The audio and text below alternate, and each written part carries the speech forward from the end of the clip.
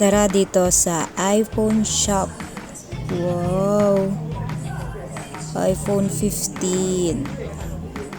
Alam mo, iPhone 15, iPhone 15 Plus, iPhone 15 Pro, iPhone 15 Pro Max. Ano? Ang ano niya yung sa likod.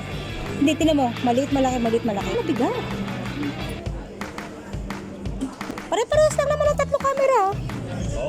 Pero parang mas magaang ang Pro Max. So habang tumitingin ka dito ng iPhone, sa side nito is view ng Central. Bibili ka? iPad mini nila Oh. for 3,900. Ang iPad nila, 9. Ayusin mong pagka-sell stock mo yung tipong maiinganyo kung bumili Bibili ka? 5 lang. 2.5 lang? Lang? Parang ang sarap mag-MacBook. MacBook Pro 14. 1,900. Ha? 4.8, 16, 5.5. Hala, tatlong sahod ko. MacBook Air 15. Air 13. Ito, 10,000 yun, 12,000. 10,000. Ilang sahod mo, te?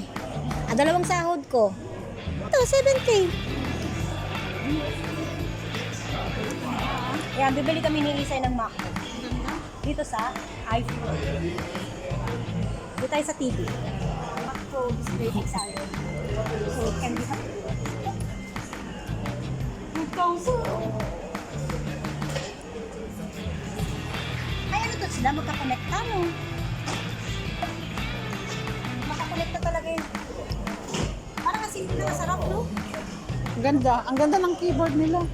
Siyempre, iba pa rin naman dating pag naka-iPhone ka, pero parang sa akin, pag nakita mo yung price, parang mapapaisip ka rin kasi wala naman din ako pera pambili at isa pa, kuripot ako.